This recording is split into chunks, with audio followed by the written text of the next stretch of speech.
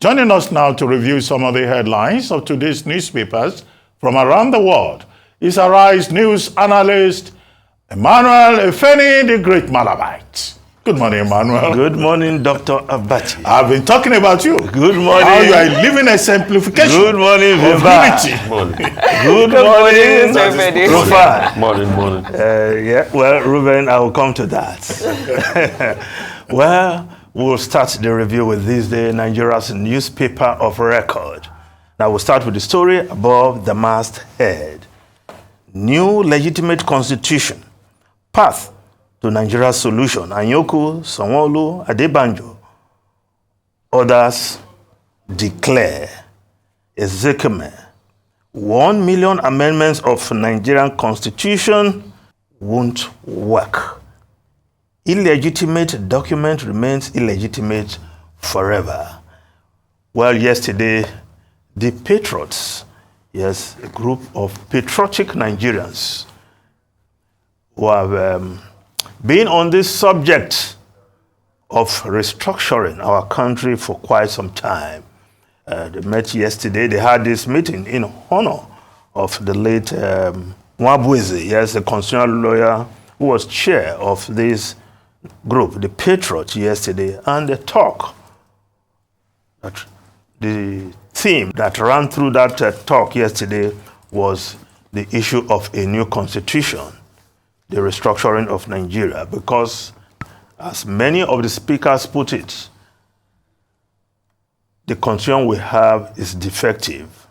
And of course, Mike Zuckerberg, PhD, SAN, took it to another level when he said, even if you amend this constitution 1 million times, it will not give us the desired effect. It will remain an illegitimate document, perhaps hyperbolism, taken to its limit there. But the subject of a new constitution is something that has occupied the minds of Nigerians. And as we see things unfolding in the polity, perhaps the need for a restructuring of the Nigerian political system becomes imperative. But how do we go about that? For some of the speakers recommended that there should be the adoption of the 2014 Constitutional Conference report, which has been gathering dust somewhere in the villa. So, a number of issues to chew, to discuss, and well, we keep on talking, we'll continue to talk, but those who should take action, perhaps the government of the day, because before President Bola Ahmed Tinubu became an APC stalwart, he was one of the champions of restructuring. I don't know how that sits with him these days as the President of the Federal Republic of Nigeria. Well, let's just move on to other stories. The lead story, Defense Headquarters. There will be measured injurious consequences for killing military personnel. Releases named photos of slain men. Perpetrators must be brought to book. Defense Minister insists no hiding place for culprits. Lagbaja declares. Senate supports Tinubu's order to military. Delta governor visits. Journalists denied access to troubled community. Well, this story, the deaths, the killings of 17 Nigerian military men, officers and men, in that gruesome act, which is highly condemnable, heinous by every standard. But at this time, we must also call for caution. Let's look at how other newspapers are reported in the story, and I think we'll comment further. The Punch newspaper, soldiers' killings, Army, Delta community differ over reprisal as troops arrest 20. Army accuses community of complicity. Defense Headquarters releases photos, names of fallen soldiers. Delta governor visits Okwama, meets with JTF commander. Reps urges restraint. Ijaw Youth Council condemns attack. While the Vanguard newspaper, aftermath of soldiers' killing, Bloodbath in Delta. Villagers flee, hide in forest. Military on rampage. Arrest community leader. Others over alleged harboring of perpetrators. Troops storm Bayelsa community. Raise buildings. Some feared dead. Oborewori visits community. What triggered the bloodbath? Inhabitants. Resort to propaganda by Okwama community. Callous, totally condemnable army. How soldiers were ambushed, killed in Delta community. Major General Esekaigbe. Killing of 16 soldiers by irate use unacceptable. Defense Minister. Senate charges security agencies to smoke out undesirable outlaws. Senate. Senator Ndome, Rev. Balami, Mon, Major Danjuma Shafa. National Human Rights Commission calls for restraint, prosecution of culprits. There will be measured response, injurious consequences to perpetrators, defense headquarters. The military, of course, still mourning the demise in circumstances that are condemnable. Officers and men in that conflict in Delta State. But we also caution that the army must not also go on rampage, because that will be another outlaw. You don't deal with lawlessness by using lawlessness. Going to communities in faraway Bayelsa, raising communities there, as reported by the Vanguard newspaper, is also not the way to go. We know when things like this happen, the soldiers want to show that, yes, you cannot kill one soldier and get away. But you don't go and kill innocent people just because you are looking for those responsible for the killing of these soldiers. That in itself would be a crime. To kill innocent people, to destroy the houses of innocent people, set their houses on blaze. Okama community was on fire the other day, and the military saying they are not responsible. Who is responsible? Because as at the time of that fire on a number of houses, the military are taking control of that space. So who did it? So while we look for the criminals, the culprits who cut down Nigerian soldiers who were on a peace mission as reported, we must also look for those who are perpetrating scorched-earth policy in the name of reprisal, because the defense headquarters has said there will be measured response, injurious consequences for perpetrators. You must get the perpetrators and perhaps try them, of course, try them according to the law, and they'll face the full wrath of the law. But when you pronounce injurious consequences, the president has given them full authority to do what? To just go and kill people in their homes because some persons from their community were involved in this act. I don't think that is the way to go. Right? Now, the other aspect of the story. Well, Dr. Abati, let's not bring people who are not part of this because you mentioned Shekiri, Jo, Robo. No, this crisis is between two communities of Kwama in Ewu Kingdom, Ewu Robo as they call it, because there's Ewu in Edo State, Ewu Robo to be specific, Kingdom in Ugeli South local government area, and Okulara community in Bomodi local government area. It's just speaking. So there's no mention of Ishekiri. So let's not bring Ishekiri into the matter because it has not. Speaking in the context of unity. Yes, unity. You are trying to bring in some salacious details into the matter. And I will give you salacious details. And you mentioned my name, that I'm connected to all the tribes. It's true. We are proud of our ancestry, proud Ishekiri man, because I'm a proud member of the Uwala family of Ori. Right? My great-grandfather Prince Mayonuma, the grandson of Princess Uwala, a powerful woman. I think that's history, right? And of course in Warri, I'm also a member of the Oki family, member of the Oloji family, all in Warri, right? Then if you want my Orobo ancestry, because you asked for it, I'll give it to you, right? I'm from Owo Olomu, right? I'm also from Akbere Olomu, where the traditional ruler, the Ohorode of Olomu, the current Ohoro, is my great-grandfather's cousin. He's 90-something years old, right? And you go to Ogeli Kingdom, where I'm also a proud member of the royal family. His Royal Majesty Oharisi III is my cousin, right?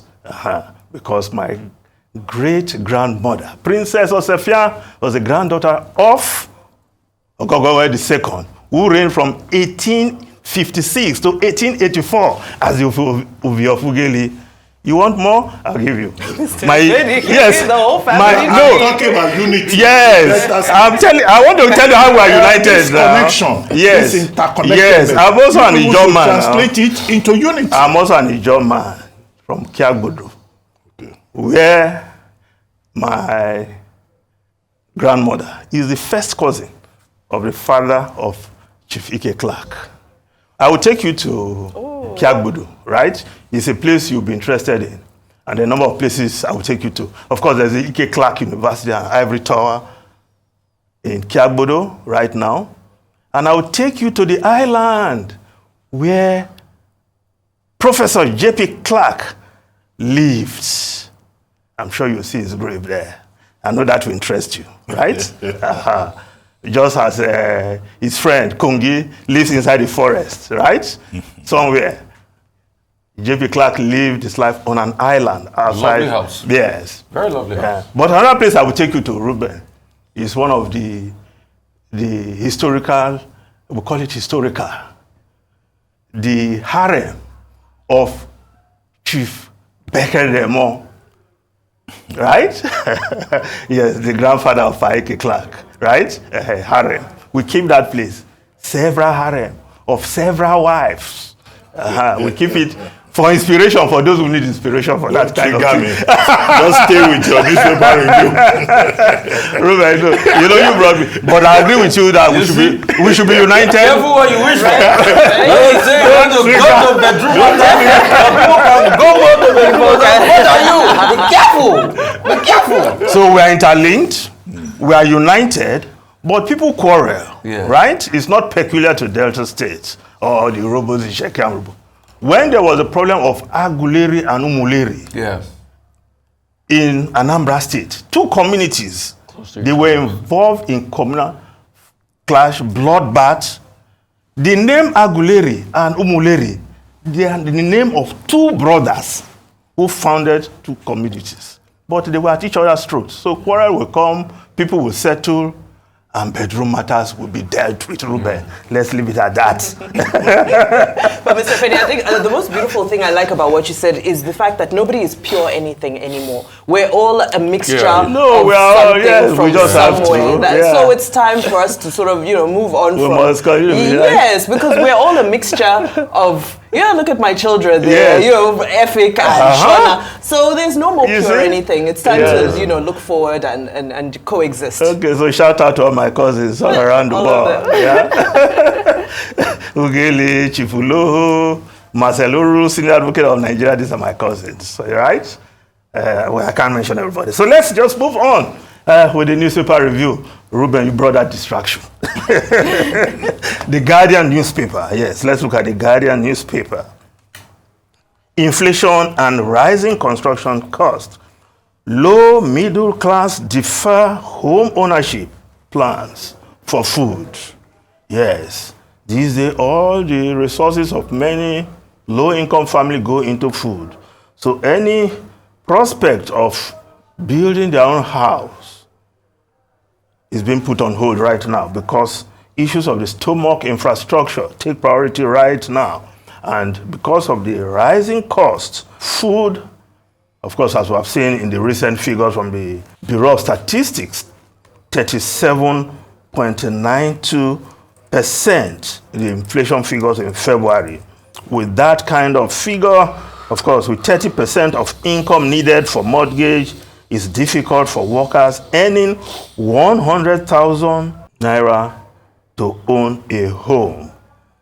So these are the challenges in the polity: food inflation, home ownership, which many families desire, because once they can get out of the clutches of the landlord, then it's like you settled a major problem in the family. But now, for those who are in the low and middle class bracket, it's becoming very difficult to even thinking of owning a home these days. Now, if we just look at the Daily Trust newspaper, 86 abducted in fresh Kaduna attack. 73 cattle rustled in Plateau. Bandits taking over our farmland. Southwest farmers.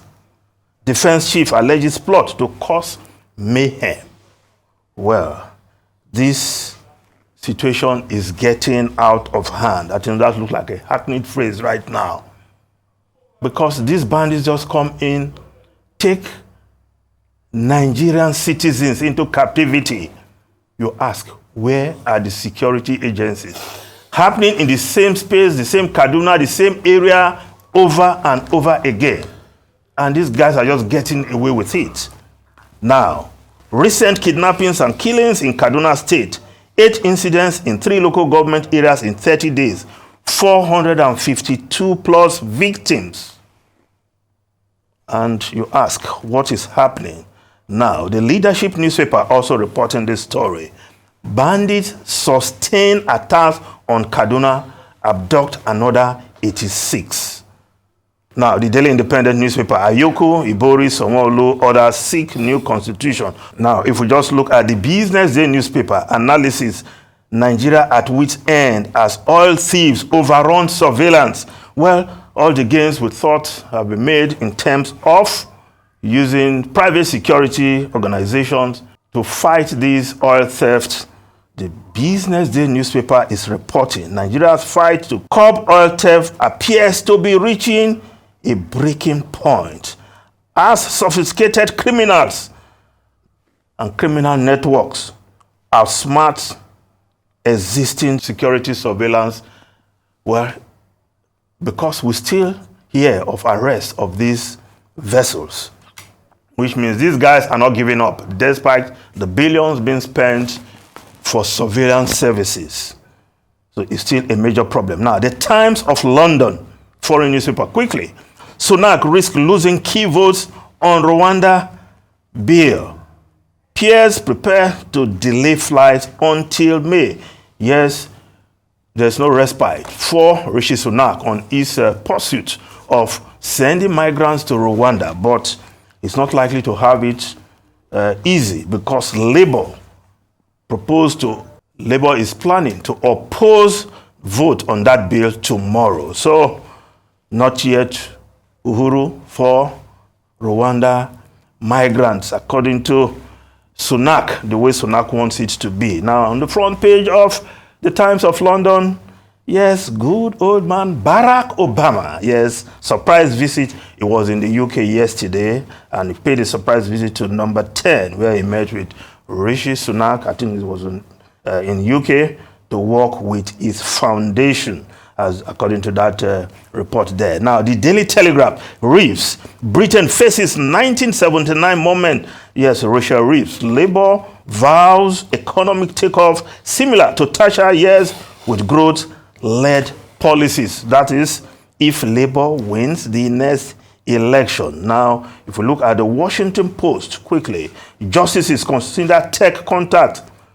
Most seem to back Biden's effort at issue official ability to push for post removals, talking about government officials and social media. Ruben, Rufai, and Vimbai. Okay, Mr. Efendi, thank you so much for, taking us through, those connection strands. And you see, it's very important you said that at a time like this, because this was the same question a lot of people had asked, when the crisis happened in Warri then in the early 2000s because of the connecting strand. Yeah.